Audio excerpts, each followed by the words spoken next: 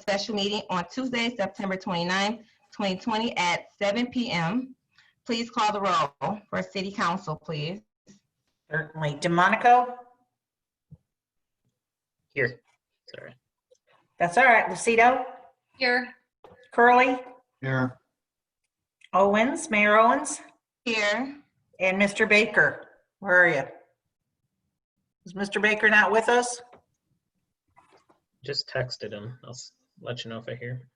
Okay, so I'll put him as, You know him, he'll show up shortly. He's always at the meetings. So let's move on. Roll call for the Planning Commission, please. Mr. Broll, Here. Mr. Lalonde, Here. Ms. Moore, here. Mr. DeHaan, Here. Mr. Palazzolo,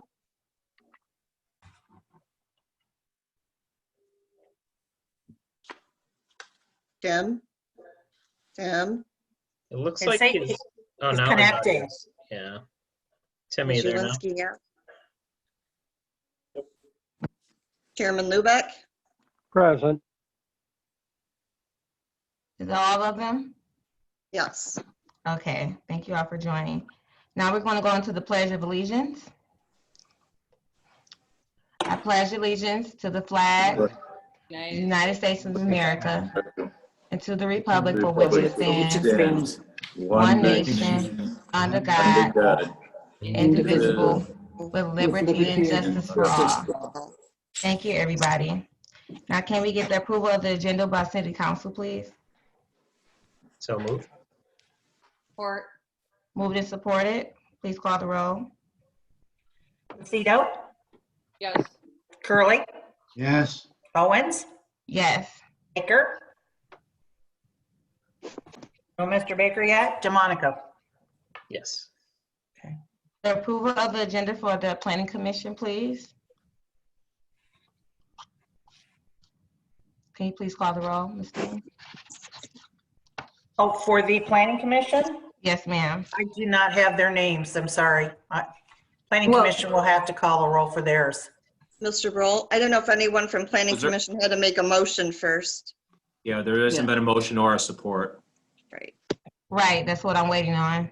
Approval of the agenda for either, somebody from the Planning Commission, please.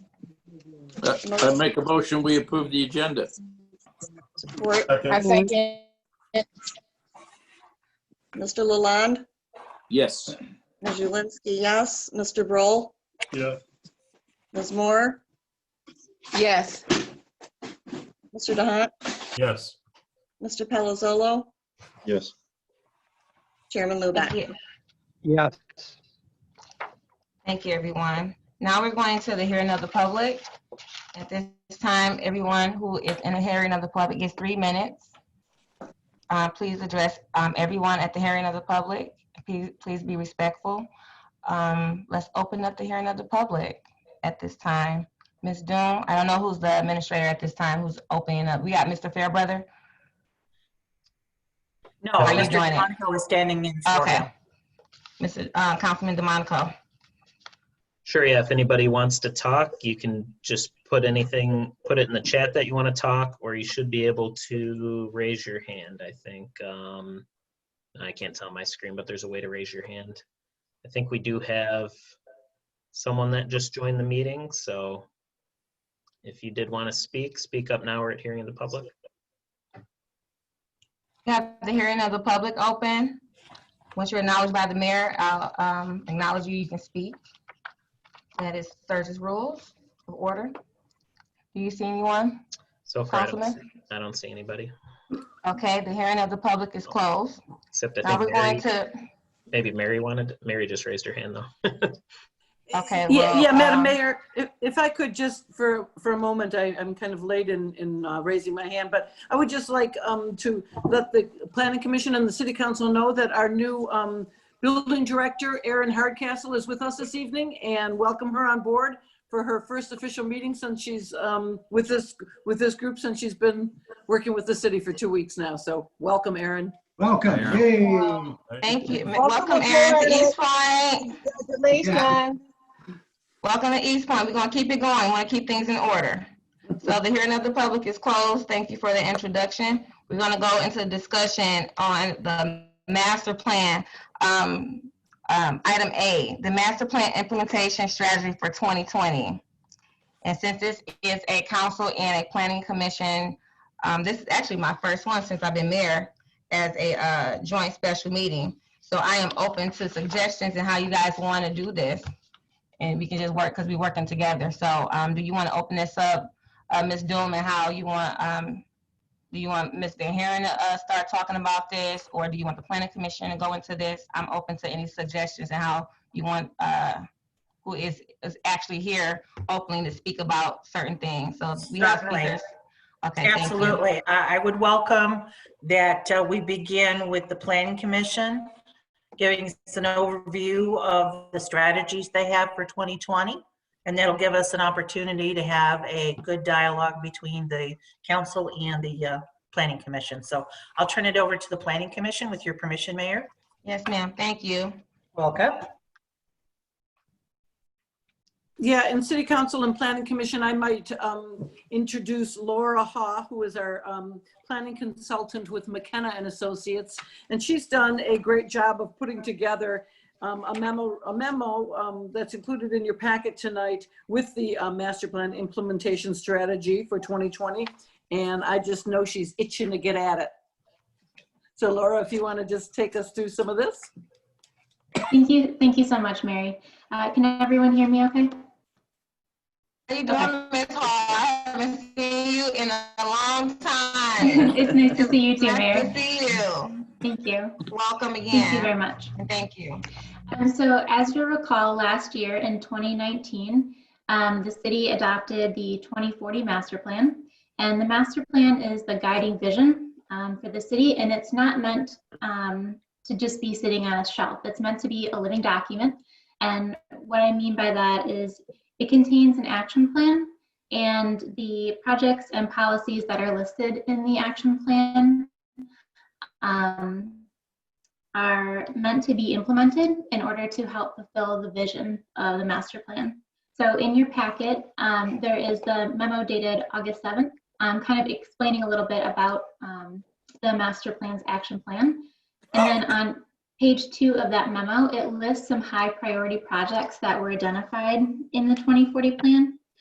These include complete streets policies and a mobility plan, addressing historic properties and adaptive reuse, providing new standards and for signage that are more uniform, the creation of mixed use districts. This may be one of the biggest projects in the master plan, particularly for 9 Mile, which of course the city administration just submitted a SEMCOG grant last week to do a corridor plan for 9 Mile. But the mixed use district also applies to Kelly Road. This is another project that the Planning Commission has talked about at meetings. And then housing is also another component of the master plan, and making sure that the city zoning ordinance allows for missing middle housing, that it has the residential design standards, it has different types of housing, townhomes, and duplexes and triplexes. So those are some of the key projects that are listed on page 2 of that memo. And I'm here to help facilitate any priority projects that the Planning Commission and City Council would like to pursue. Thank you. Thank you. Planning Commission? Would you like to tag on anything Ms. Hall has to say on Planning Commission? Are there any commissioners that have any comments or questions at this time? No, sir. No. No. Anybody from City Council? Sure, Mayor. Just quickly, I'm just hoping from today that we can take concrete steps after this meeting to achieve some of these goals. Obviously, there's a lot in this, and I really appreciate the thorough input, especially in the zoning review. That's very thorough. But then also, even though Ms. Haw, your memo's only 2 pages, there's a lot on that second page for sure. So hopefully we can actually do something concrete at the end of this meeting, maybe vote to just like at least consider going forward with something so that we don't just respond, or so that we don't just have this meeting and then just, you know, continue.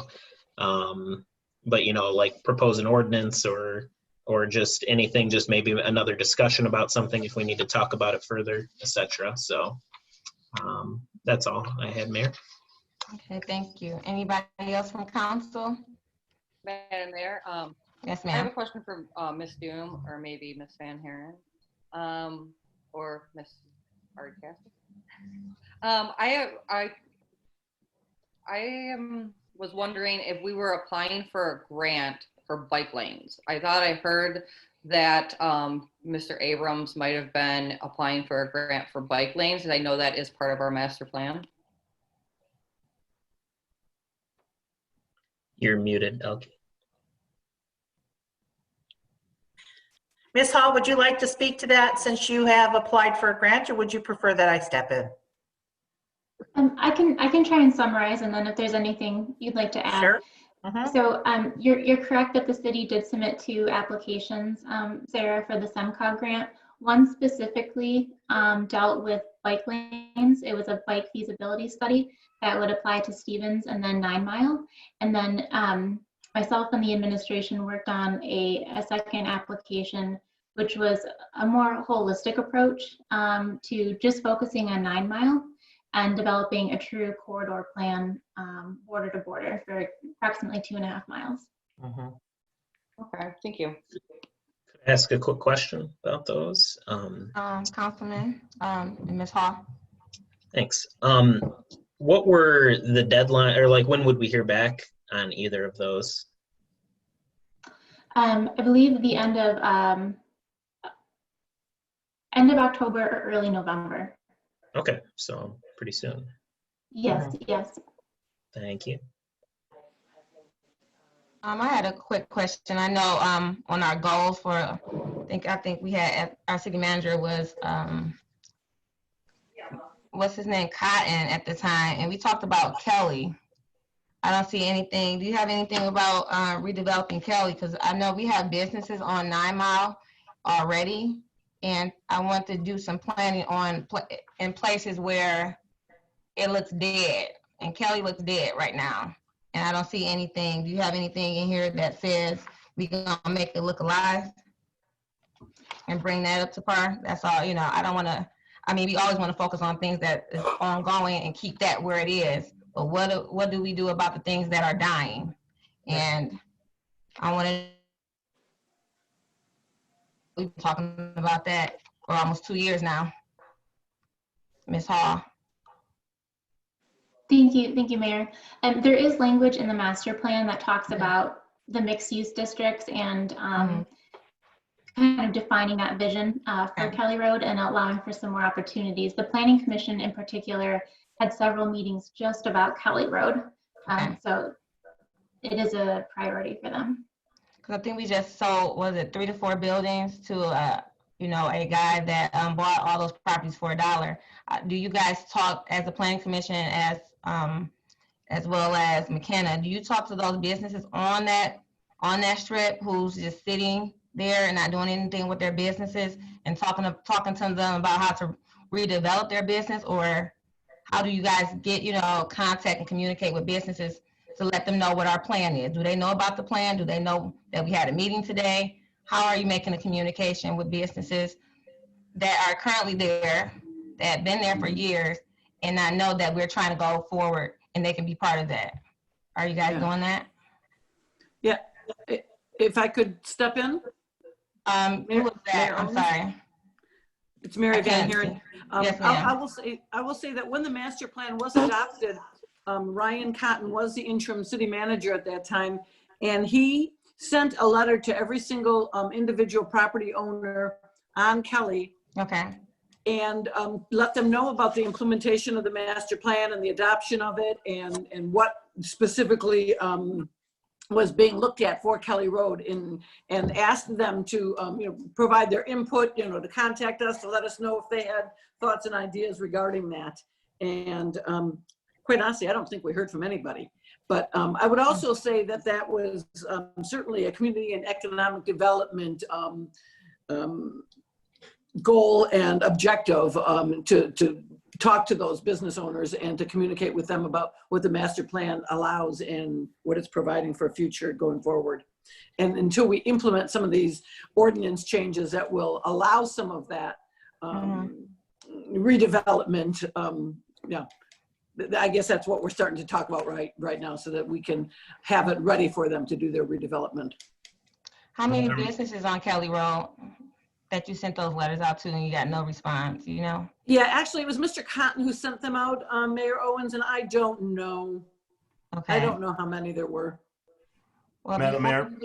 before you leave, do me a favor. Give me the numbers to those people and let me reach out and call them. You know, let me see would that work. I just try to go old school or try to visit them, have a meeting with them and let them know what's going on. Or also, did he send them a copy of the planning, of the new plan, or just the letter that we're having? Yeah, just a letter about the Okay. new master plan and its adoption and the fact that it did affect some of the development on Kelly. And I'm not sure exactly what list he followed to send that, but I'd be happy to pull together for you a list through our business license program of the businesses and their contact information. Yeah, I'll call them personally and see. Yeah, and I would say that I'm sure that Ms. Homan is working on that also, but I mean, we can have her give an update as far as what she's done on that particular road. Madam Mayor, if I may, we worked on this for quite some time, and there were numerous notices. I mean, Councilwoman Lucido and everybody, and correct me if I'm wrong, Mr. Albright, anytime we discussed the master plan for the 2 years that we worked on it prior, it was always public knowledge. It was always in the newspaper. And I hate to say it, but so many of those businesses along there have changed hands since we started working on the master plan. So I think the city's done a very good job of communicating the fact that we were working on a master plan. We can't speak to business ownership that's changed, but I think the city has done a good job in making sure everybody's aware that this has been something we've been working on. And please correct me if I'm wrong, Mr. Albright. You're muted. Don't know how that happened. Yes, you are correct, Mr. DeHaan. Well, I'm not saying you guys did an excellent job like you always do. I'm just saying sometimes the mayor can reach out and do a little bit more, and I don't mind doing that. You know, if I want to see the city better, sometimes you got to go approach things a little bit differently. And I always go out to the businesses, and when I go in there, they appreciate that an elected official goes into their business and see what's going on and talk to them and how they want things done and what the residents want. And so you guys did a lot of things. I just want to go a little bit further and see if I can contact them and actually have a conversation with them and tell them when your meetings are, so they can talk to you guys personally and let them know what's going on. So, as the mayor of the city, that's just something I want to do on a personal level to make sure the city is in, better standing. So going forward, do we have anything else that you guys want to talk about on the master plan and implementation strategy, or you guys want to move forward to item B? Mayor, I wouldn't mind, and Ms. Hoff, you wanted to kind of, and of course, make sure we're not, repeating ourselves and things like that if anyone wants to comment on them. But I thought I had a few comments on some of these items on page 2. Maybe if we just briefly introduced each of them, and maybe we could come up with something that we can do, like the 4th one talks about complete streets and passing an ordinance to do something like that. At least introducing something, I think, is like a step we could go forward with. So I wouldn't mind if we could go through each of those. There's how many? 3, 4, 5, 6, 7. There's 9 of them. Council and Planning Commission, did you guys want to go through all 9? Mayor and council, Yes, sir.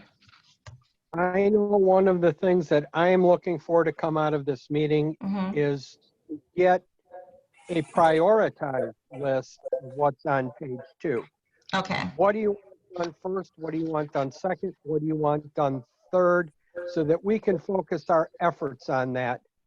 Otherwise, you know, if we're not on the same page, we're not going to make the progress we need to make. Agreed. I agree on that. I agree with both. Council and Planning Commission, do you guys want to come to a list of things, what's priority and what's less priority, and what we need to start working on and things like that? I think that's a great idea. I need to get a yay, nay, or something. I'm fine Thank with you. What'd you say, Mayor Pro Tem? So I'm fine with organizing the list. Okay, sounds good. And since this is a joint meeting, we have the Planning Commission and Planning Commission, did you guys want to start talking about what your priorities, and we can go towards that, some of the things you see? So I know you guys look at these things a lot longer and closer than me and council does, so we want to give you the respect and saying what you feel and what you think.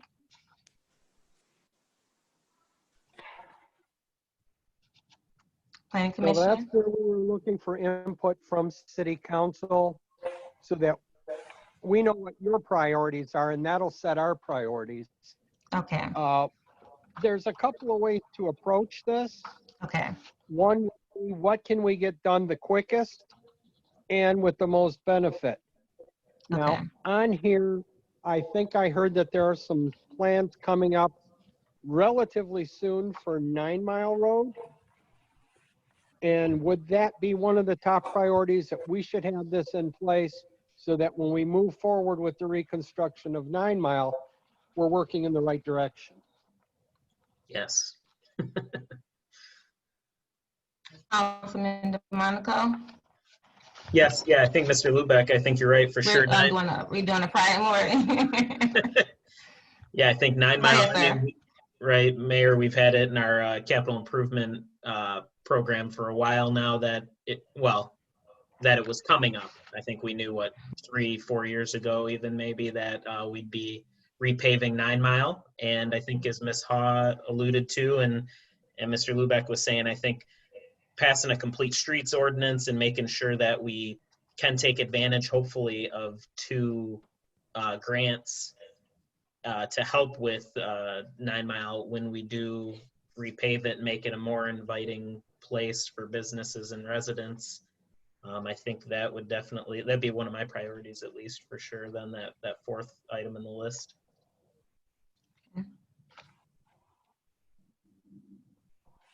Would agree with that, Madam Mayor. Okay. Do we have Councilman Baker on the meeting? Councilman Baker has texted me. He's able to listen in.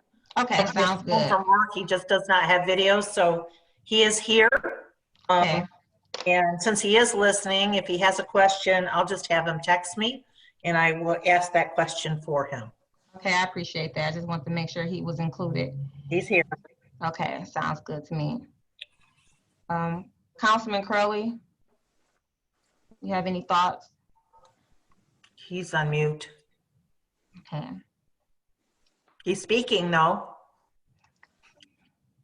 I see his mouth I'm moving, sorry, but he's on mute. I see on his headphone. Look like he's DJing right now. I don't know what he's doing. I know. You see my lips moving, but you couldn't hear anything. Right. No, Madam Mayor, other than what Cardi said, that doing something to spruce up 9 Mile Road, and as he said, it's been on the table for quite some time. So I think that there's a lot of ideas sitting out there what we could do to 9 Mile Road to beautify it. And the whole object of doing all that is not necessarily for us that already live there, but beautify it and bring something in there so we can bring other people into our city.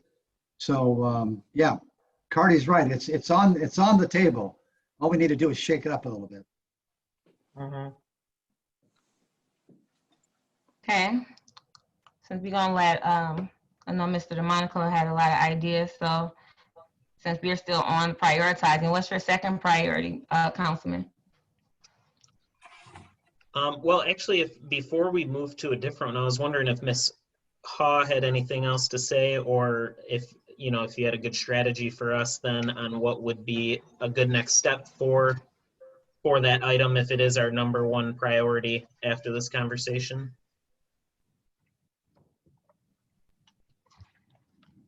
Thank you. Well, I think there's two things. The Complete Streets Ordinance would be, kind of its own separate ordinance, obviously, that you could quickly adopt and then try to implement that through the zoning ordinance. And then 9 Mile itself is, a much larger animal that hopefully with some funding from SEMCOG will allow the city to pursue in early 2021. But also along with 9 Mile, there will be some text amendments to the zoning ordinance that are needed too. So there's multiple steps involved. Okay. So I think personally I'd like to see too if we can do more refuge islands up and down 9 Mile, because I know, to me, we can ticket people as much as we want jaywalking, but I think probably the easier and better solution is to just put in some refuge islands with crosswalks. I don't know if the rest of council feels that way, and it looks like Ms. Doom's got a comment on that. But if we could do more of that up and down 9 Mile like we do near Gratiot, I think that would be good too, along with this item here. So, yeah, go ahead, Alki. Yes, that was discussed in our meeting with Ms. Haw and Mr. Abraham. We looked at a lot of things, and we're going to learn more if we are eligible for the grants, which we believe we are. We looked at the traffic calming throughout the entire area. We looked at the potential of reducing 9 Mile, the lanes, to create a bike lane. But Mr. Abrahams has indicated that he believes the traffic study shows that we have too much traffic on that road to put bike lanes in there. But this is not scientific at this point, but we're certainly open to looking at where we could put bike lanes. Could it be 9 Mile? Could it be Stevens? How do we connect to our other communities? So we just discussed a number of things of, do we or should we look at zoning changes to allow for more parking for the businesses?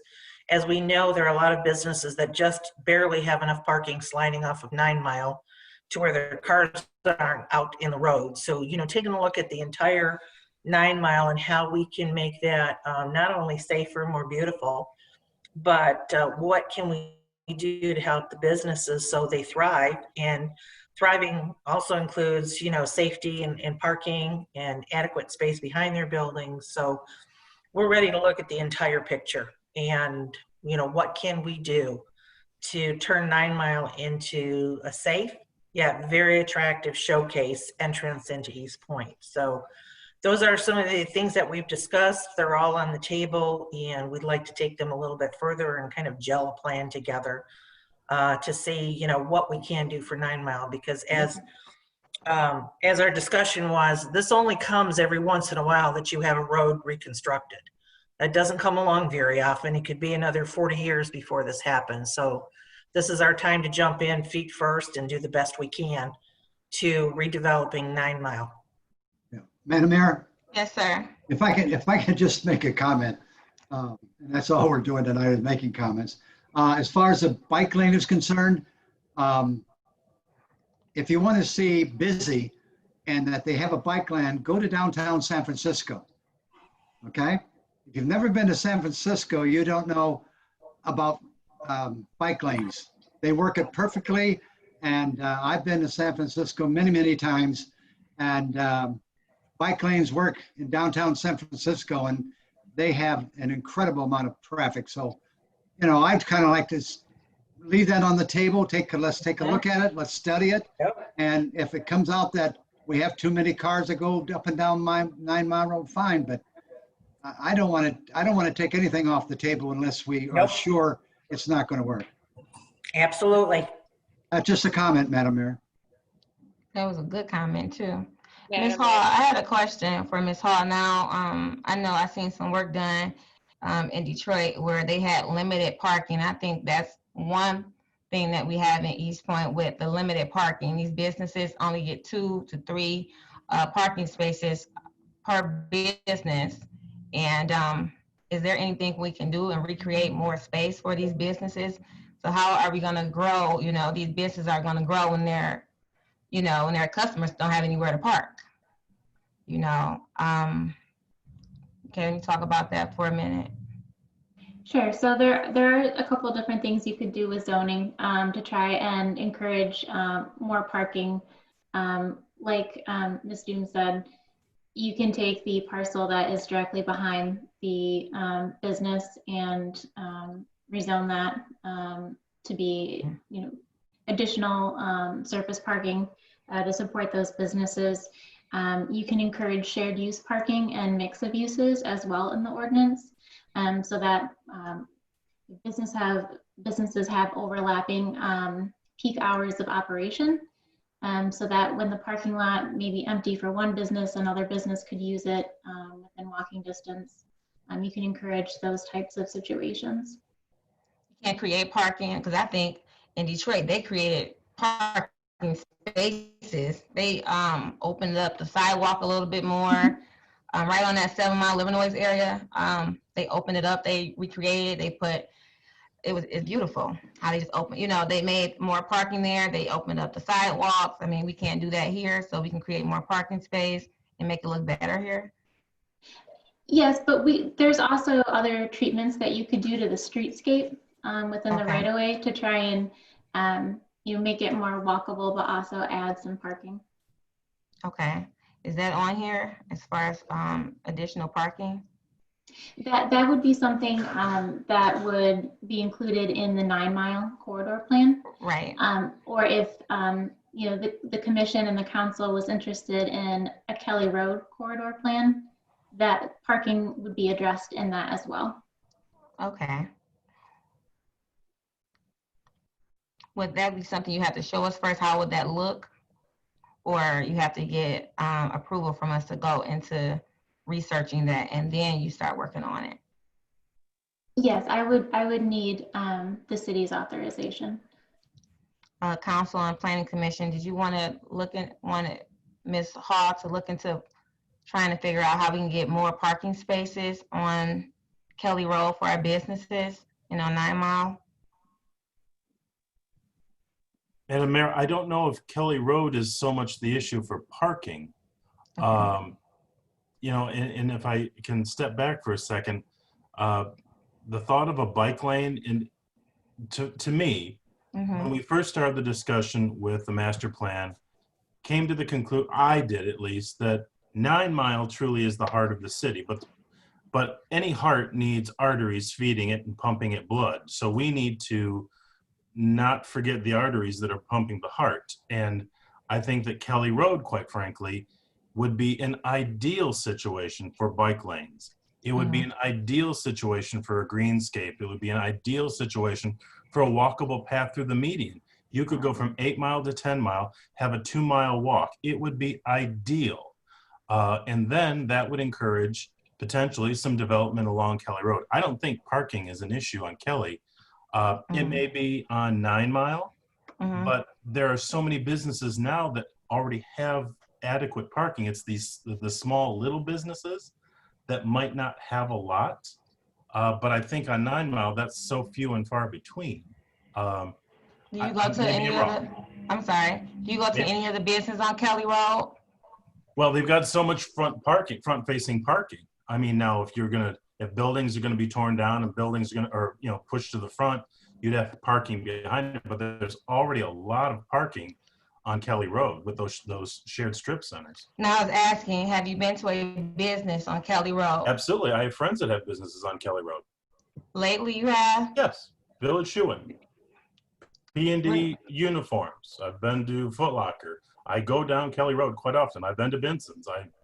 Kelly And Road is nothing new to me. And those people that you just mentioned, they say they have parking problems. They have had problems with their tenants and fought over, and they're emailed me several times. So those same people have had parking problems. Maybe P&D, but Village Shoeing has its own parking lot. Foot Locker has its own parking lot. maybe P&D, but I can't speak to the rest of them. Yeah, it's a couple of them. I visit them often. So a lot of them have parking problems. So that's how I know. So I do my own research and go to those businesses often. I don't know them personally. I just go and talk to them personally. So that's why I came up with that conclusion. So P&D, Foot Locker, hair salons, shoe, and Village Shoe Inn, and many others. New businesses. Village Shoe Inn been over here over 30 something years. The new businesses that are coming in and bringing business here, they are having parking issues, and they have shared that with me many a time. So that's why I bring it up. Okay. And so, anybody else? But those things that you said, those comments that you said about Kelly Road, about the bike lanes and things like that, that's a great idea. Anybody else have any? I do. For the bike lanes, I know that on Warren Street, if you go down Gratiot and you turn right on Warren, I know that they build bike lanes there.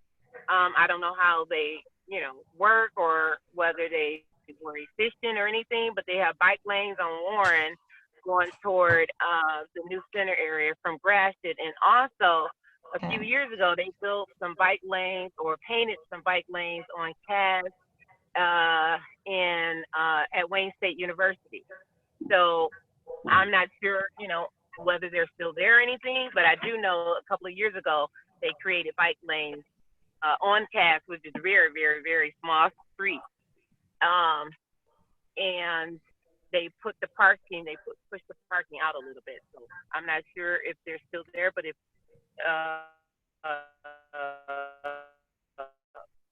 Haas, if you wanted to find out if they worked or not worked or anything, those would be places to look.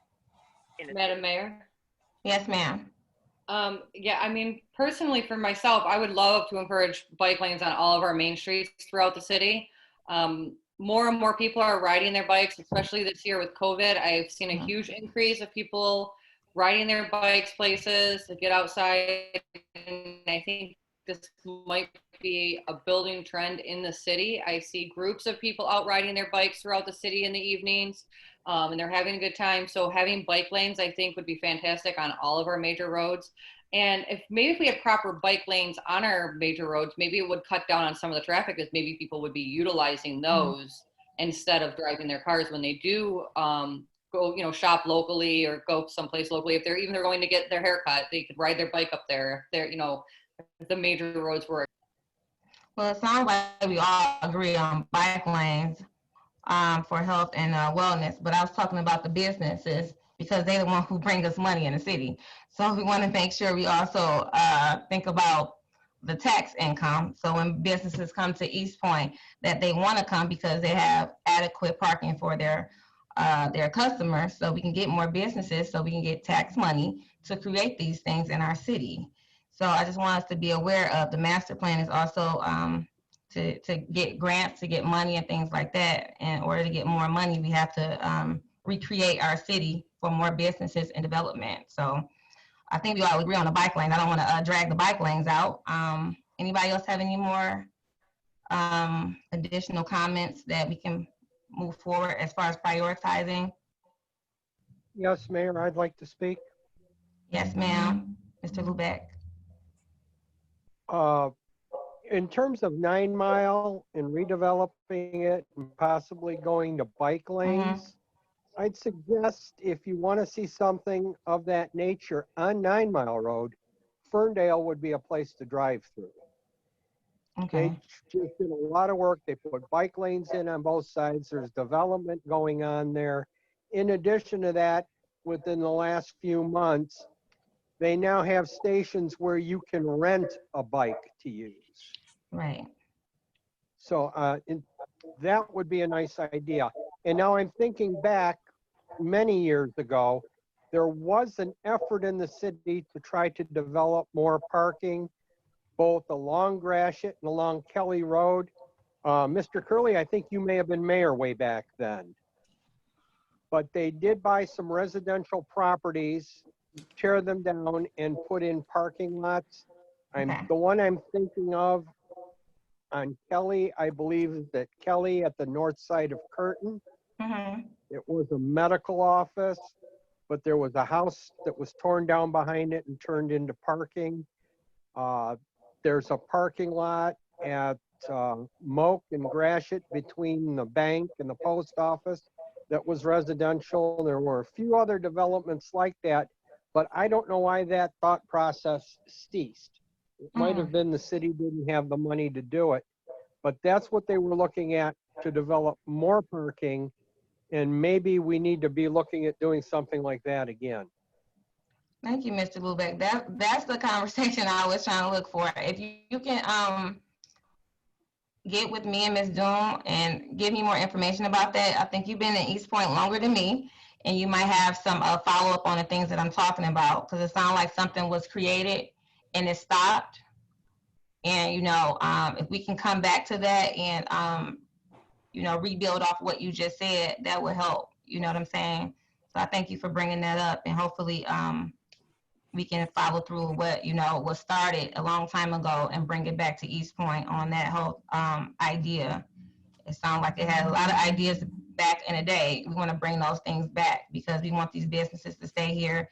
And it's a lot of new businesses that want to come to Eastpointe, but like I said, they don't have the parking space, and a lot of these, they have a lot of clientele, and we want to make sure that when they come here, they stay here. And Mr. Councilman Curley, do you remember any of that, the parking, what the Commissioner Lubeck was just talking about? You're muted, Harvey. When you was mayor? Did that come to any of your remembrance? You're still muted, Harvey. Can you hear me all right? Yes. Yes, Yeah, Madam Mayor, I do. When you said back in the day, I kind of like that part. But let me, I want to make a comment. I like people who think outside the box. When somebody's first thing out of their mouth, they said, well, we can't do that. Well, then that's too bad. But this council and this committee are beginning to think outside the box, and that's how we're going to improve the city. That's how we're going to develop our city so more people will come in. And so there's, when you brainstorm, there's nothing wrong with brainstorming. What you do is brainstorm, and then you take off the chalkboard, you take the eraser and erase things that are ridiculous. But brainstorming, you can say anything you want at the time, because there's not a wrong answer on brainstorming. So we need to continue that. With parking's a problem. I think we all agree with that. I love the idea, Sarah, about having bike lanes all over the city. And the traffic is not that bad not to have a bike lane. And you got to enforce it, though. As I said, with San Francisco, there's a lot of police out there, and if they see a car driving down the parking lane, whether there's a bicycle coming or not, you have an expensive ticket to take.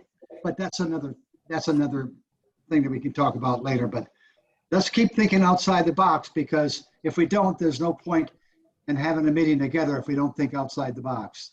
And let's not criticize one another if you really come up with a unusual idea. All right? I agree. Thank you for that comment. Madam Hopefully, Mayor. Ms. Hall, yes, Ms. Lucida. Well, first of all, I wanted to say one thing to Mr. Lubeck, and that is that the Parks Commission actually is looking into like companies that might do like the rental bikes throughout the city. That's something that they've discussed at their meetings, actually. So that is something that, that's definitely been talked about. And then I was just wondering if we were ready to move on to the next item, because I had something that I thought was a high priority on the list. I'm ready if you guys are. Go for it. Okay, my priority is encourage the redevelopment and cohesive neighborhoods by facilitating the rehabilitation of existing homes, encouraging new construction. And I know this is something that we've kind of started with the ordinance that we passed with rehabilitating like our tax reversion homes and things like that. But I think that this is something that really is going to improve our neighborhoods if we can help encourage or make it easier for even homeowners that may not have the funds to do some redevelopment on their homes. You know, I don't know if there's any like community grants out there that we could apply for that would help our residents or anything like that. Yeah, if I can add to that real quick, Mayor. Yes, sir, please. Yeah, Ms. Lucido, I was wondering, and I don't know, I know Kim would know a lot about it, but maybe Mary or Elke or Laura, if you know, we just implemented we just started it, I should say, the facade improvement program with the DDA. Is there something we can do that's similar in a residential area? I think I've only heard of it in a commercial area, but I think that would achieve what Mayor Pro Tem's talking about here. I can speak to it in general terms. Okay. Yes, ma'am. In some of the communities I've worked in here in Michigan, we had it was all dependent on income. If you had a low income and you had a home that was in dire need of repair, the city would work with you to replace your roof or your heater, water heater, do whatever's needed to make your home comfortable and livable. And the way the agreement was written, that at the time you sold the home, you'd have to repay the loan. So it was a 0% interest for the life of how long you lived in that home, and then the proceeds would come back to the community. But that was all an income-based and a needs-based, and it primarily helped seniors and people on very, very limited incomes. And then the other, of course, were for businesses for this facade improvement programs to really spiff up their businesses with new signs and fresh colors. But I've not had, and perhaps Laura can step in, I'm not aware of any programs that would help the average person simply, spiff up their home that we have. So Laura, maybe you can help us out on this and share any insights you have. I haven't done anything specifically. A lot of my colleagues work with the CDBG and other communities, and I'm sure that Kim is already, working on that aspect of things. Okay. So we have priority 1 is develop a zoning district. Priority 2 is to encourage the development of cohesive neighborhoods. And I'm gonna go ahead and go with 3. I would like to capitalize on existing assets and activity centers by creating or expanding mixed-use districts. So when I think about capitalizing on existing assets, the assets that Eastpointe already owns as far as the commercial buildings, and try to see what we can do to improve those, or collaborate with other businesses or companies and recreate those and expand, or whatever we can do to make more use out of them. Even with our, like I said, we always talk about the military museum. I think they pay $1 a year. I don't know how we can, do something with that, or collaborate that. We want to get people in these buildings that we own. I don't want to see a building just sitting there and just saying we have a museum and nobody in the city knows about it but 5 people. So, and that's the people running it. So I just want us to, use what we have. I think we own, how many buildings do we own, Ms. Doom, so far? I do know that we own 2 commercial buildings on Gratiot. One has just come to us from the foreclosure process. And in that newest building, there are actually 2 sections for 2 offices. Okay. So that makes 3 that I'm aware of. To date, we did acquire a lot, a very narrow lot on, well, I shouldn't say we, the DDA acquired a lot some time ago on Gratiot. And I'm sorry, I'm thinking all over the place, a 9 Mile. And in keeping with what we've just spoken about on how business need parking and how we can be of assistance, the DDA has entered into an agreement to sell that piece of property to the neighboring business so they have adequate parking. Okay. So the DDA is working in what areas they can and what land they have. Okay. So of course, the Kelly Road property we just sold to a developer who's also working in the area. Okay. So primarily what we own is what comes back to us through tax foreclosure.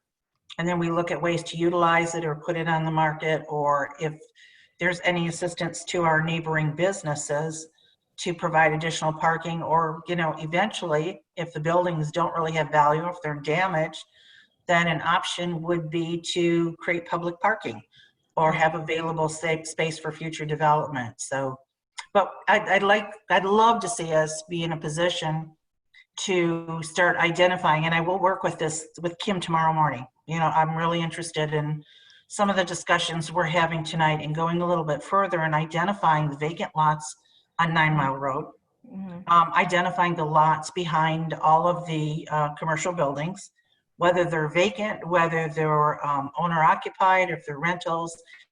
I'd like to get a real clear picture of what's available, so as we go forward with our grant funding and we look at all of our opportunities, we need to know what it is we can do and how we can help our businesses thrive. So that's going to be a project we're going to jump on right away. All right, business is key. And also the assets, when I talk about assets, not only the businesses, but as far as our parks. Now we got that park right downtown in Eastpointe, and I look at Roseville. I know we share that rare with them, but I went to Roseville right here near 10 Mile, and they have workout equipment, and we don't have it in Eastpointe. So sometimes it bothers me that they have certain things that we don't have, and I just would like to see, since we have that downtown, I think having some using that park downtown, it brings more people downtown that might want to work out. You know, the city employees might want to work out on their lunch break, and then, you know, the homes that sit in between there, they might want to come outside and work out. I just want to be more lively downtown. How can we use our parks as an asset to bring more people to say, I want to go to Eastpointe Park because they're doing this, they're doing that. I can go work out. And due to COVID, we talk about COVID a lot, which is, you know, much relevant. A lot of people aren't going into the,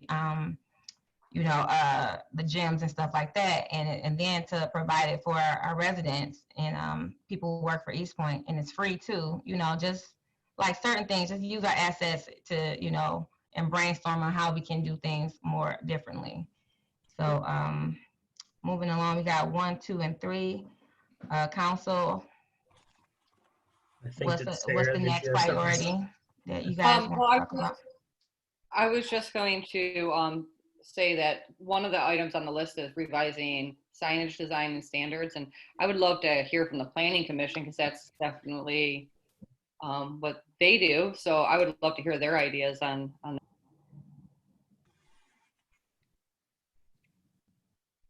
Planning Commission, because I know they wanted us to go first on our priorities, and then they was going to chime in. So I don't know if that's still what we're going to do first, Council. Mayor Pro Tem?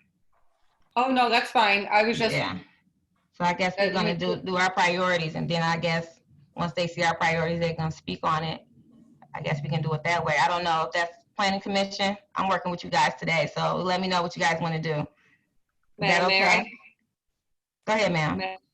I'm sorry. I guess that was one of my priorities. That's why I mentioned asking to hear their ideas. Sorry about that.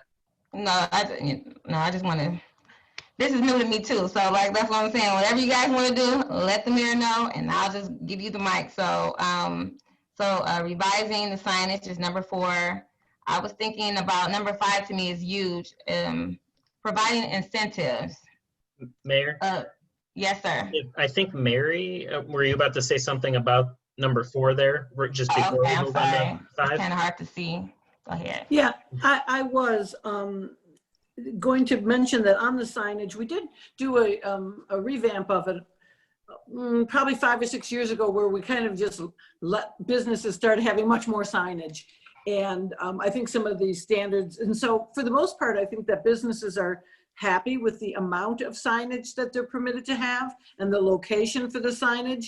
One of the things that we may, as a planning commission, want to take a closer look at is the standards of that signage, so that we don't just have like vinyl signs being plastered up against a building and call that a sign, because our signage standards don't really set forth the construction of the signs and that kind of thing. So I think that's certainly something we should take a look at, and maybe also consider the amount of changeable message that's permitted on the signs. They often look for a little bit more on that, but besides those 2 issues, I don't think we have too many concerns with the signage. Okay, thank And I was going to make a comment also, just as we were talking about the parking. One of the issues that we have, our biggest problems with parking, is that when new businesses want to open in an area that doesn't have adequate parking, if it's a completely different use of that property and it requires more parking than the previous use, and they don't have adequate parking, we don't allow them to move into that space.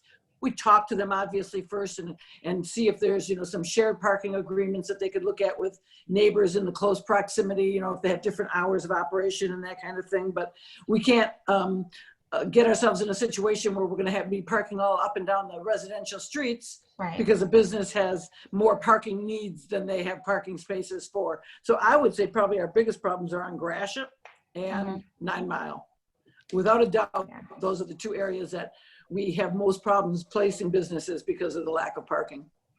I agree with that. I know I had a couple people call me on that, and it was one lady that called me and said particularly what you just said about the parking, and I said, well, you're trying to turn one business into another business, but it's not just the parking. Even if you're, the other business say you can take some of their parking, I said, well, it's not even zoned for that business, because if you want to have an event there or turn it into a hall space and you got houses right there, it's not zoned because you have houses behind there and you're going to be a nuisance to the houses.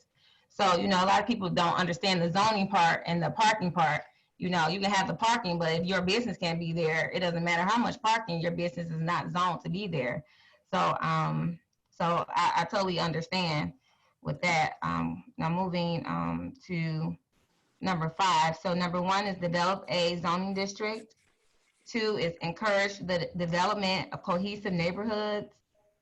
3 is capitalize on existing assets. 4 is revise signage design standards to ensure future uniformity. 5, going back, I was talking about providing incentives to ensure quality open space is incorporated into new development. I think we do some of that now on a DDA. Is that right, Ms. Doom? Some grants that people fix up or add to their business. They get a grant. I think it's, what is it, 2,500? How much is that? Up to 3,000. Up to 3,000, okay. Is it just in the DDA? We can do it in other areas? It's just in the DDA right now, but the council certainly can authorize a set amount of funds that could be utilized throughout the city. Now, how would that work? Would we go to certain areas? Like, how we do the DDA? Can we do that with Kelly and tell those businesses, if you fix it up, we give you a grant? Yes. You have the ability to do that. The council would have to determine the areas and what the maximum grant would be. And for the reasons, if it's the same as a facade improvement grant throughout the city, it would be most likely a budgeted item not to exceed a certain amount, which would necessitate X number of grants being given out. I had started a similar project in another community some years before, and we were focusing, much as we are here in a downtown area, more of the older depressed area.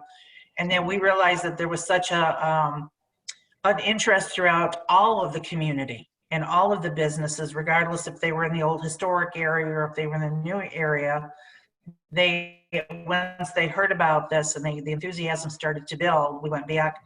Council authorized additional funds to be set aside so that we could authorize facade grants throughout the community.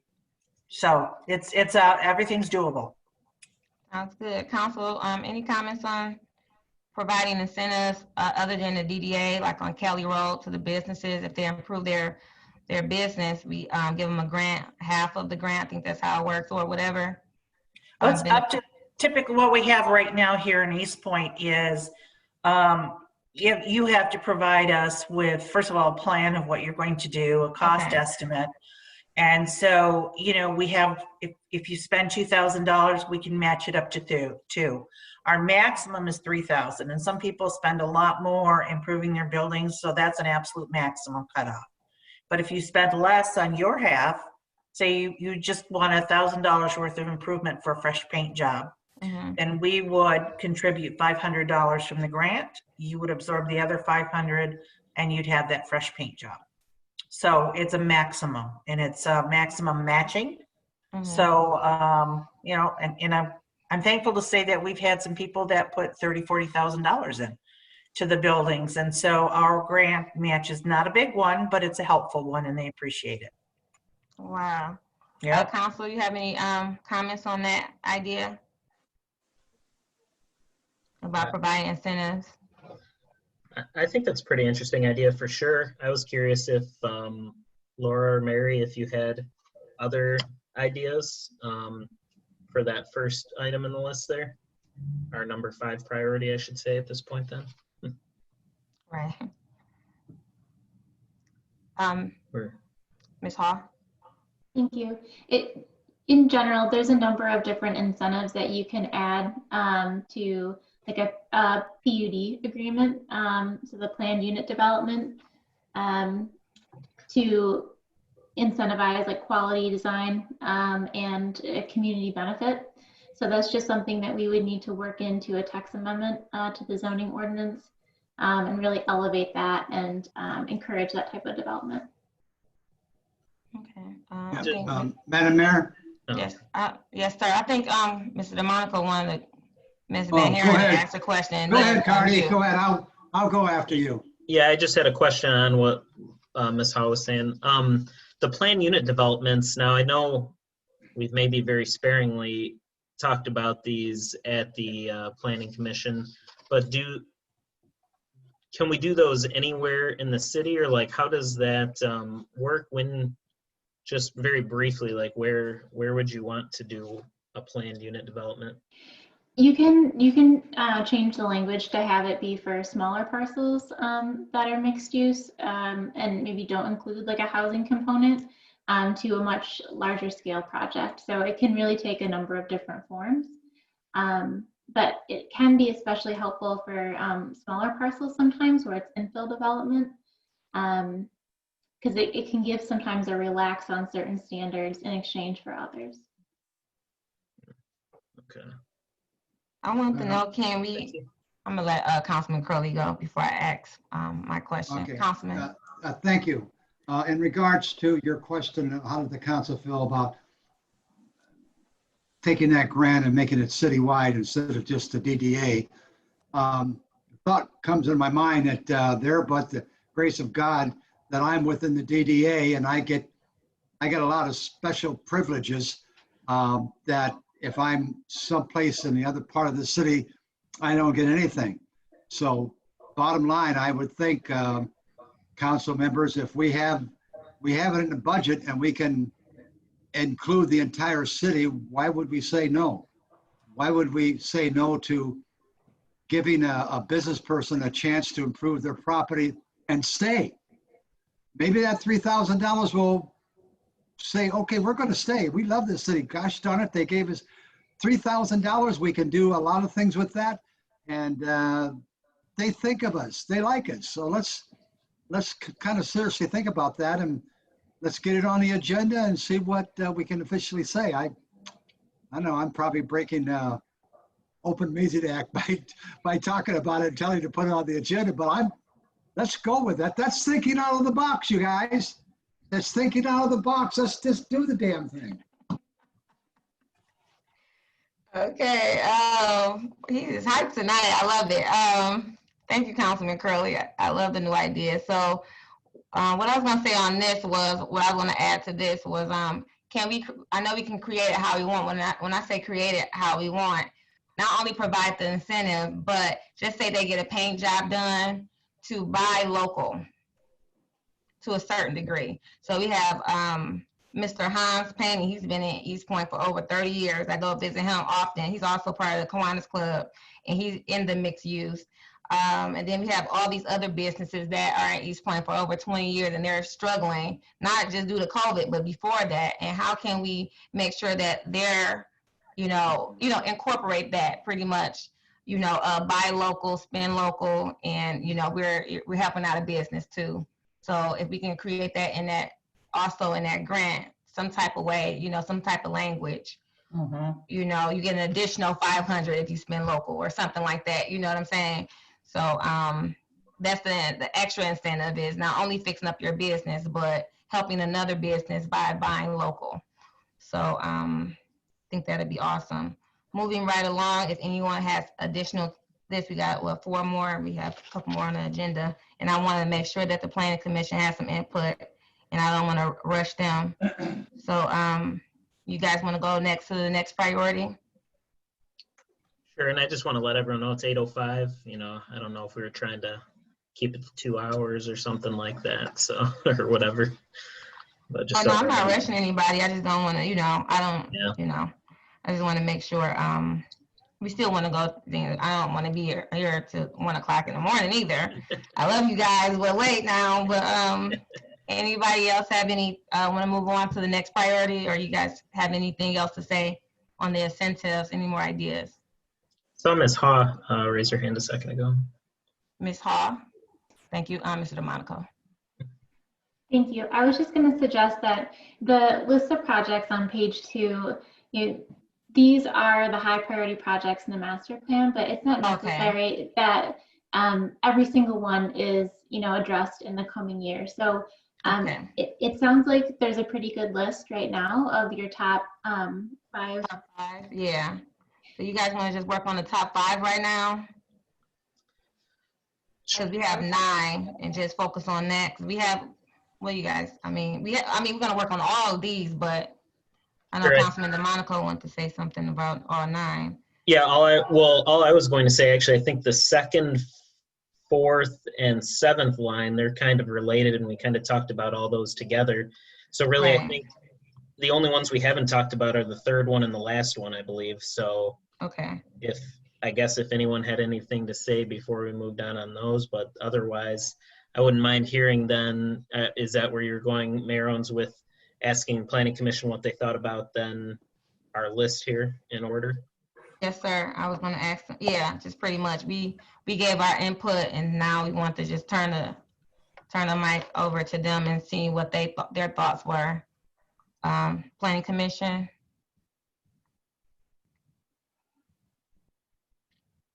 Can you go down the list one more time, Mayor? Yes, ma'am. Starting with 1. Yes, ma'am. Our first priority, well, all of them is our priority, but from the top 5 is develop a zoning district was number 1. I think that's the 7th one on this list, 7th box. That's our first priority. And right under that one is our second priority, to encourage the development of cohesive neighborhoods. And our third priority, if you go to I believe it's the 5th, it is the 5th box, is to capitalize on existing assets. And our 4th priority is to revise, it's right on top of that one, to revise signage designs. And our 5th priority is the first box at the top, to provide incentives. Okay, thank you. Thank you, ma'am. Madam Mayor? Yes, ma'am. I'm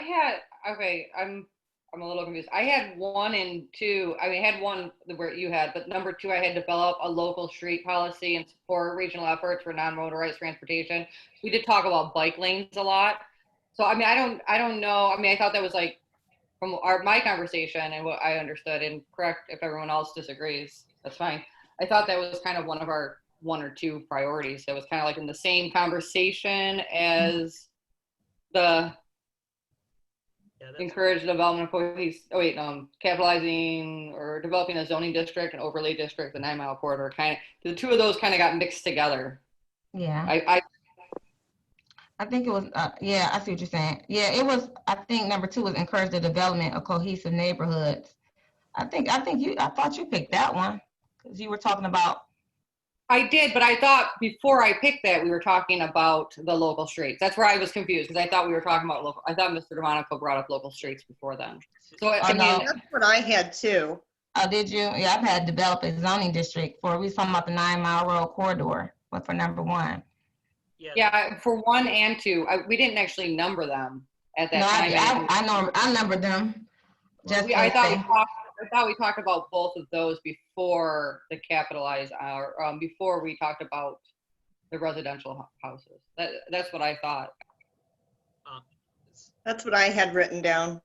Okay, what else? Did anybody have anything else different now? Councilman Monaco, what did you have for number one? Well, that's what I was just saying a minute ago. I think really that the second, fourth, and seventh one, then, you know, you mentioned the seventh one as the first priority. I believe we kind of talked about all three of those rows as one chunk, because it would As be one, yeah. it all would relate to 9 Mile, I believe. So I think that was all a group first priority. And I see Mr. Gatson, thank you. Yeah, I think I had referred to the fourth row as the first priority, and then you said the seventh, but I kind of felt like we were talking about all three of those rows basically at one time. So all of them, it's pretty much the same thing. So develop a local complete street and talking about 9 Mile Road and all those things. You want to just put that, we just put one as develop a local complete streets, but we're still talking about 9 Mile. And Mayor, Mr. You know, Lubeck that's okay. raised his hand at some point, I think. Okay, well, hold on one second. So we want to make, so they can know. So one is develop a local complete street, and 2 was encourage the development, correct? And 3 was capitalize on existing assets. And 4 was the revised signage, and 5 was the provide the incentives for the businesses. Is that right, everyone? Are we back on track? That's what I have written down. Okay, thank you guys for helping me with that. All right, Planning Commission, since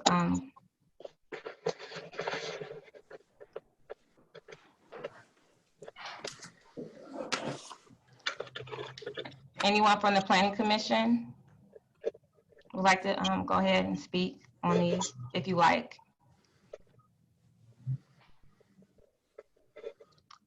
Okay, you guys want to move forward to item B. I guess we're gonna move on to item B. I don't want to leave nobody out and keep moving, but it got quiet, so we're gonna move forward. Is that okay, Council and Planning Commission? Yes, Mayor. Okay, I just want to make sure. I don't want to leave nobody out. Thank you. We're gonna go for good. Ms. Hall and Ms. Van Haren, Ms. Doon, everyone that worked on this, on the master plan, council and the planning commission, you know, because all of our brainstorming put this together, and also the residents. So thank you for that. Before I move on. Item B, the technical review of the Eastpointe zoning ordinance 2020. I'm gonna let Ms. Doon open that up, please.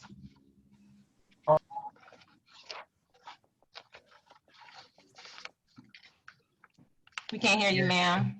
I know, I'm like Harvey, I'm talking to myself. You need to all learn how to read lips.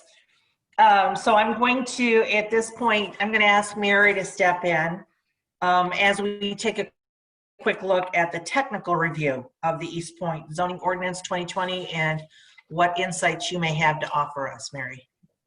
Yeah, I'm happy to say that when we completed the revised master plan, and I think that was January of 2019, Ms. Haw, something like that. Then the next step is to implement the ordinance changes that will be able to respond to those master plan changes.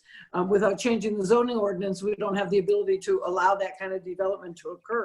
So that really is the next step. And we had one of McKenna's planners working with us for a while out of the office, and he put together really a technical review and went through that master plan, you know, kind of step by step to see which of the zoning ordinances required a change so that we could meet the standards and be able to start implementing the master plan. And so that's what these 2 pages of this memo are about. And Ms. Haw can probably expand on that, but it really is taking the zoning ordinance section by section and showing what needs to be changed with that ordinance. Sounds good. Ms. Haw, did you want to speak on this a little bit? Certainly, Or thank you. Okay. And Mary is completely correct. The master plan is the guiding vision for the city. And then the zoning ordinance is the actual legal mechanism to get the right type of development that the city wants. So there are a number of modifications that we've identified.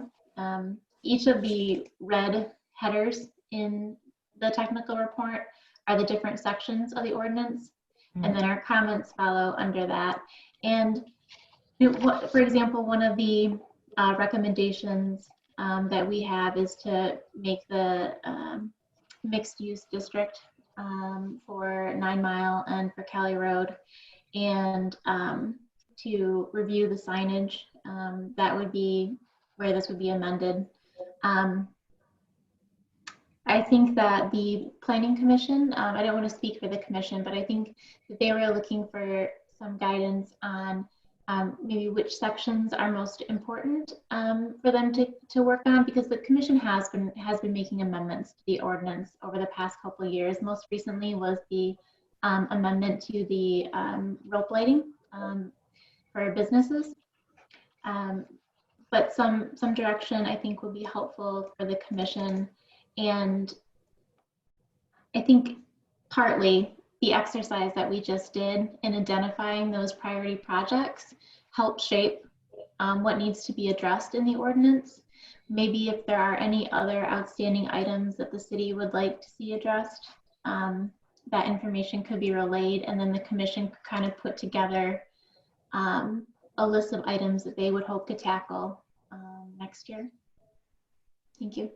And I might add, Madam Mayor and Council and Planning Commission, that the City Council had the foresight to approve a budget that will allow for us beginning to do this ordinance, technical review of the ordinance, and to make these ordinance changes. So we have, I don't know the dollar amount right offhand, but we have some budget money for this specific purpose. Thank you. Council, any questions? Planning Commission, any questions? No, Okay. Madam Mayor. Thank you, ma'am. I just want to make sure I give everybody a chance and don't over speak or talk anyone over. Okay, thank you. Good job again, Planning Commission, for what you do, putting these things together. Ms. Hall, Ms. Van Haren, and Ms. Doon as well. Moving right along to item C. Regulating adult foster care facilities and group homes, zoning ordinance discussion. Again, I'm gonna open it up to Ms. Doom, and you lead the way. Yes, this has been a topic that has been brought before us a few times by some of our residents who asked us what type of ordinances do we have. And at this point, I will have Mary step in and share her information with you and give us some insights on what might be the best direction for the city. Okay, thank you. Yeah, thank you, Ms. Doom. So at last month's City Planning Commission meeting, we had an applicant that came before us wanting to have a new business on Kelly Road, and they wanted to modify the zoning or the zoning district, so actually have a rezoning of the property that would allow them to have both adult group home as well as a psychiatric hospital. They've since dropped the psychiatric hospital portion. And at that meeting, we kind of, at the recommendation of the city planner and city attorney, we tabled this matter. And discussions after the fact with the three of us led to the fact that the Zoning Enabling Act does not allow our ordinance provisions to be enforced. So we have an ordinance that only allows up to 6 in an adult foster care facility in the residential zoning district, and the Zoning Enabling Act allows more. So specifically and technically, I'm going to ask Laura to proceed with the rest of this discussion, because I think it's going to require probably a really pretty quick change to get in compliance with the Zoning Enabling Act and to be able to address this application that's before us now. Thank you, Mary. So the Michigan Zoning Enabling Act, which a copy of is included in the packet, on page 5 of that act, I highlighted the section in green that this pertains to, but it's the residential use of property, adult foster care facilities, family or group child care homes. And basically what this section is saying is that group homes need to be treated the same way as a residential home would be treated in a residential district. And right now, the Eastpointe zoning ordinance is just a little bit outdated in that respect, and it requires a special land use process, which is not constitutional. So there are, a couple changes that myself and the city attorney are recommending to make the Eastpointe zoning ordinance compliant with the act. And in your packet then, the memo that we provided on page 2, it lists the different articles that we see as needing a text amendment in order to address this. We think these will be minor changes to the ordinance, but something that we highly recommend is addressed shortly. And then we also just provided at the end of your packet some information on adult foster care homes from the National Planning Association. It's from 2016, but it's still relevant. And I think it gives a couple good examples on why proper zoning for group homes is important. So if you have any questions, I'm happy to answer them. But I think the recommendation of myself and the attorney is that the Planning Commission would review draft language and hold a public hearing and then make that recommendation to City Council for consideration. Thank you. Ms. Haw, if you don't mind, I'm sorry to interrupt. How would halfway homes, three-quarter homes, rehab, I know that the city is rife with these types of facilities. Would this fall under the same categories? So the act states that if it's a state licensed residential facility, then that would be considered as protected under the act. But this does not apply to a facility that cares or treats any persons that are released from or reassigned to adult correctional institutions. So if somebody's licensed to run a three-quarter home or a halfway house, they're okay. But if they're running it on the down low or a little shady, that does not, we're safe, or that's not covered, correct? I've had a number of people come to me say that, we're just overrun with halfway homes and three-quarter homes, and everybody deserves a fair shake, but sometimes you see some individuals that look like they have nowhere to go, but they're walking up and down Gratiot in the streets, and it's usually the same people. So I'm trying to understand what's going on there. Like I said, everybody deserves to be taken care of in a fair shake, but I just want to make sure we're compliant here and that we're safe, that we're doing what needs to be done for all of our residents. And, I know that I've seen people, I've been in the parking lot of Eastport Commons, and the same guy, this tall, thin kid comes walking up asking people for money. And I see him walking up and down Gratiot all the time. And I'm wondering, is he one of the residents of one of these facilities? So this concerns me, and it kind of goes part and parcel to the master plan. Is this the type of image that we want the city to be portrayed, that we're a source for rehab? We want to be more than that. We're a family town. We're not a rehab town. Could I interrupt and like to speak to that? Please. And at least let you know currently what we're doing in regard to enforcement for those type of facilities or homes or uses. Code enforcement is not regulating them to any extent.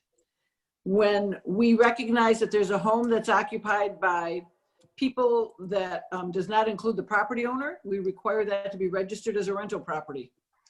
if they happen to have 5 men, women, or a mixture, just out of prison in a rehab program or a halfway house or 3/4 house, we don't regulate that at all.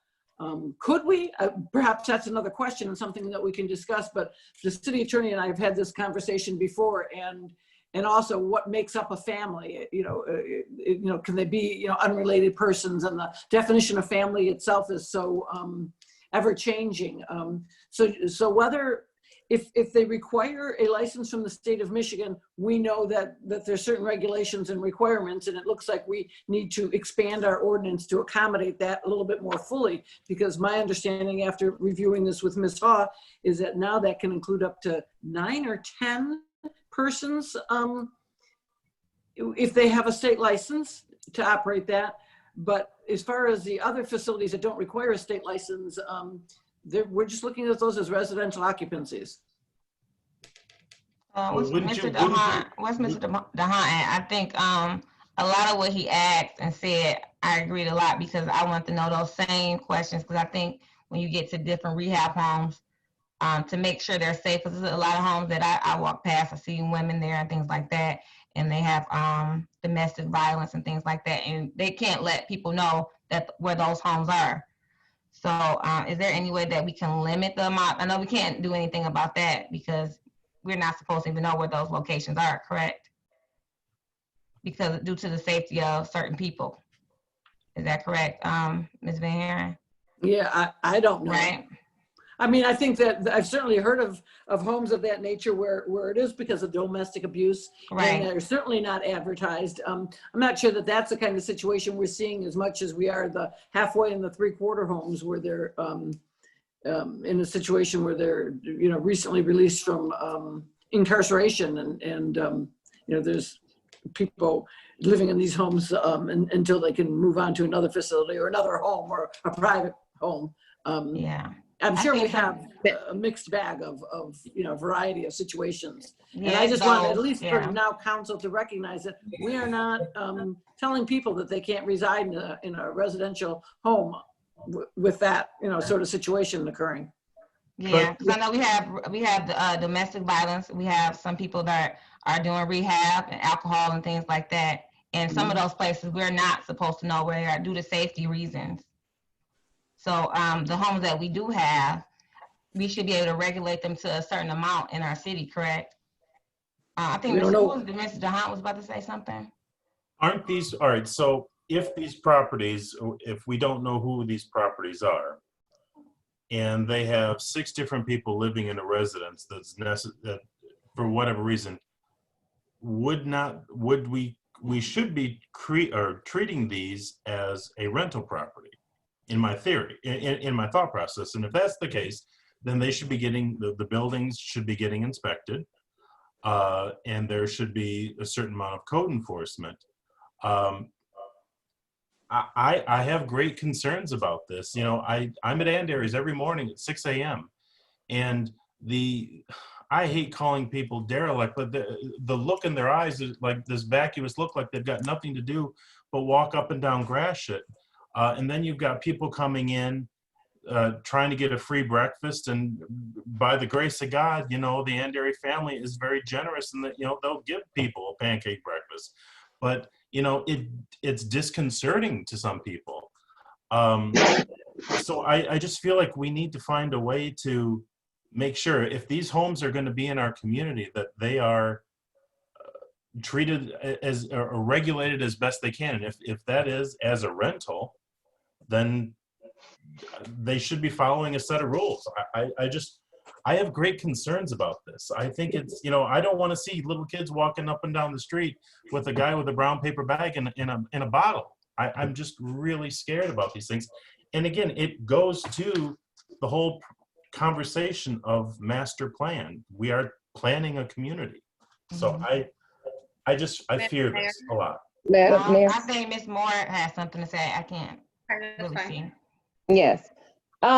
You are correct, Madam Mayor, because as a census worker, when I was doing the census, we were told by the United States government that we could not, if we went to a house and by mistake, and it was a facility for abused people that we had to leave. We couldn't find out who lived there. We didn't want to know who lived there, and we had to take them off of our list so that nobody would even find out what was in that house. So that was one of the main things that they barred us from if we even happened to make a mistake and go to one of those properties, because it was on our list that we had to be top secret with it and not to interview anyone at those houses because they had to stay as safe houses. Right, safe houses.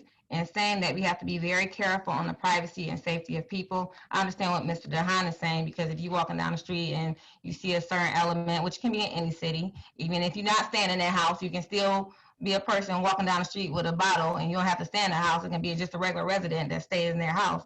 So you can, so it's not always from those houses.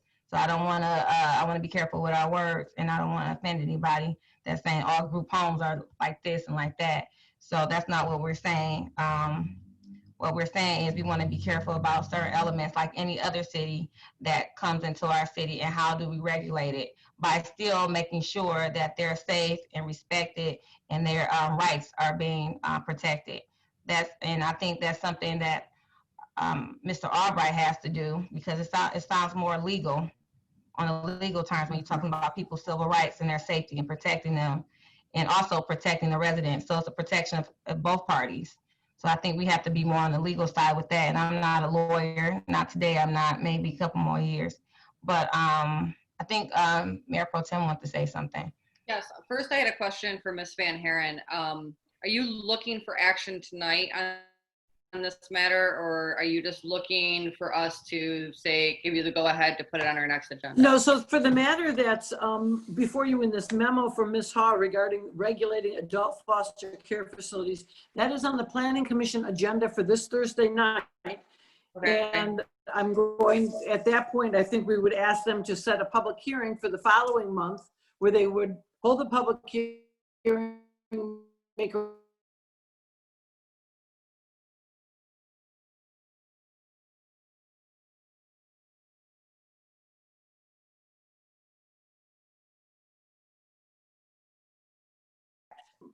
I was talking about the unregulated homes. And I guess what I'm saying is that I'm not recommending anything on those other than what we've been doing, which is if it's not owner occupied, it is a rental, and we inspect them and register them, but we don't make a notation that it's, a group home or a halfway house, or we keep no records on any of that. No, and sorry.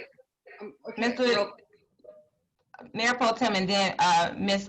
Ulinsky, if I said it properly. If I didn't, I apologize. Mayor Pro Tem. Yeah, I mean, I agree with Ms. Van Haren on the way we're handling them now.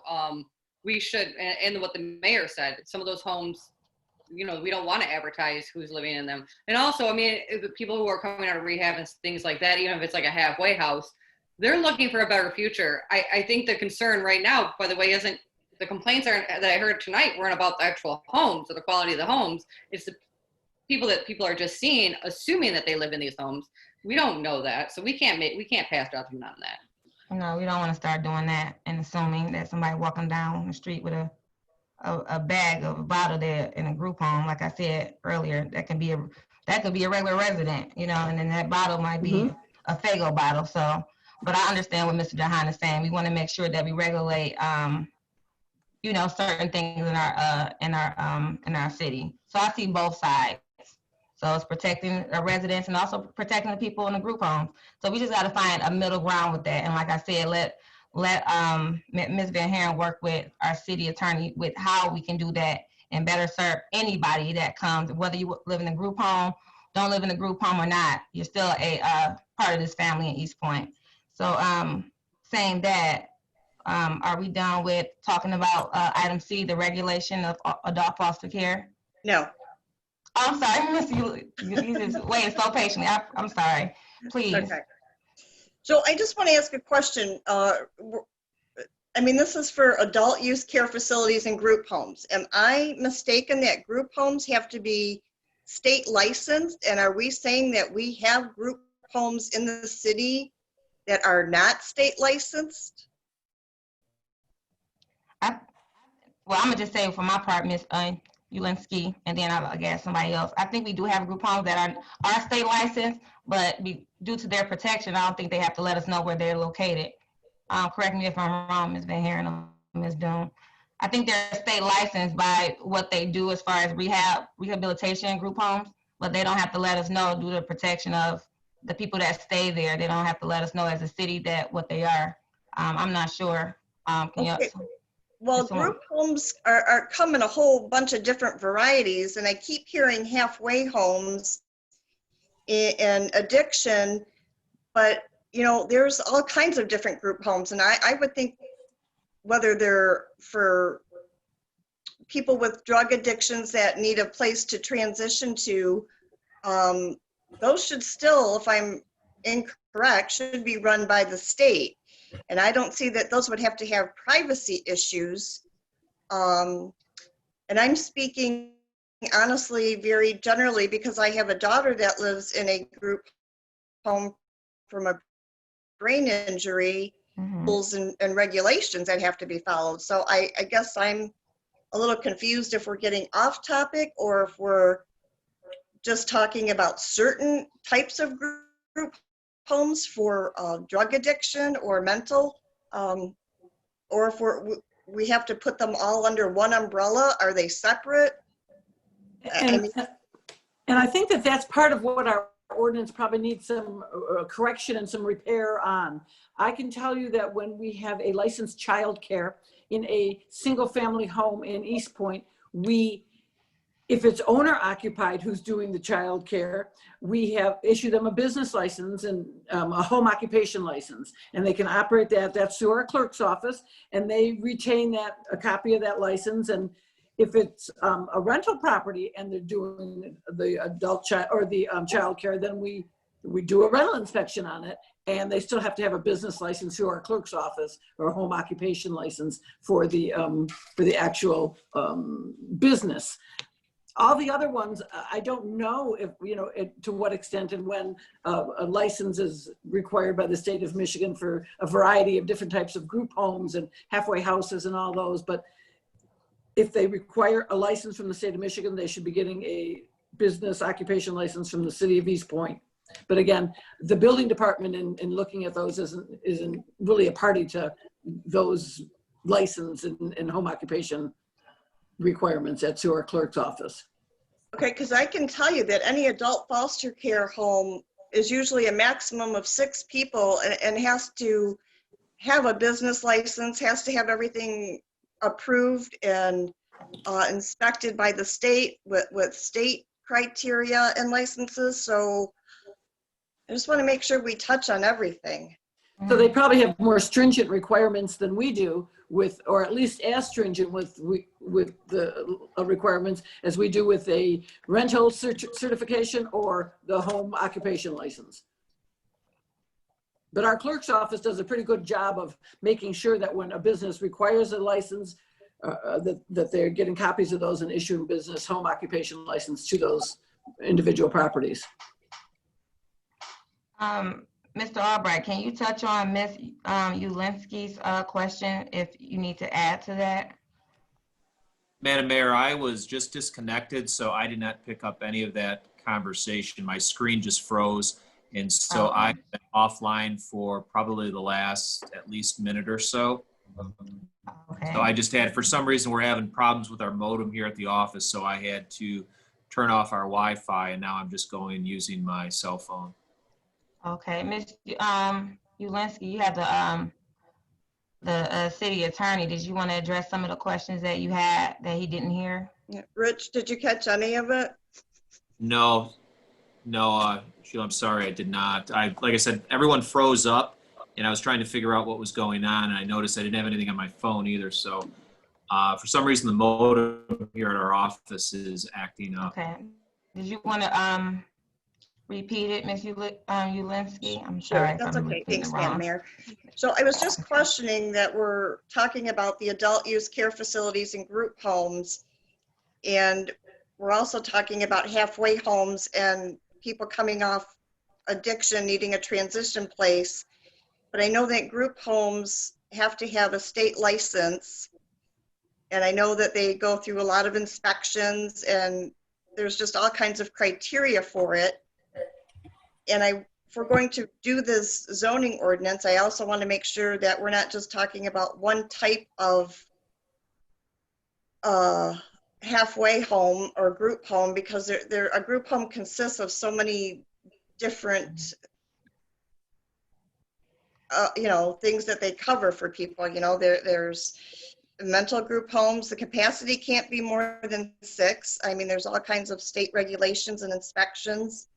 And I just want to make sure that if these all need to be under one umbrella, or do they all have separate, different criteria? Yeah, well, I think that's all depends on how the city comes up with the definition section when the ordinance changes are made. Certainly, that's a discussion that can be had with the Planning Commission, then with a recommendation to the City Council. With regard to all the different types of group homes, I know that there are several. Some are required to be licensed through the state of Michigan. Some of these other facilities that I believe we've touched on this evening, like sober living houses and whatnot, I do not believe that those types of residential uses are licensed by the state, but as Ms. Van Haren indicated, I believe that city administration, if the city is aware of such a residence being utilized for something like that, then they're required to be registered as a rental property. Thank you. Ms. Ulinsky, were you done? Yes, thank you. You're welcome. Thank you. Great questions tonight.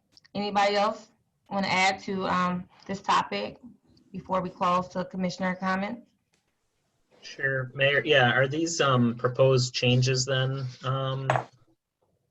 in here? Then the Planning Commission will review them, and that'll hopefully fix all these different questions, right? Yeah, I think that we'll look at those specific items this Thursday night and decide what our recommendations will be. Okay. We haven't done that. We haven't had that meeting on it yet. Okay. But it was a good opportunity tonight to introduce it to both City Council and Planning Commission and get them thinking about this, because we'll need to address it relatively quick. Okay. Thank you. Anyone else would like to? Planning Commission, City Council? Okay, seeing none, we're gonna go to, great job, everybody, and great comments, questions, ideas on all items A, B, and C. Sounds like we're all on the same page.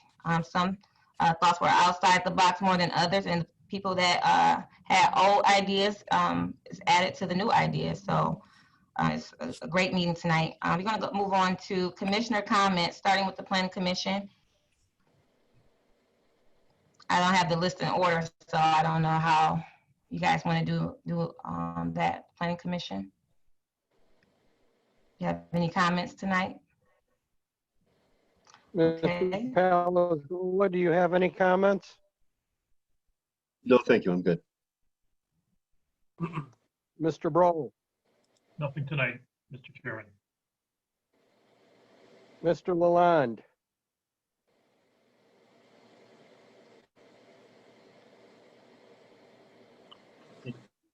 Leo, did you say anything? You're muted.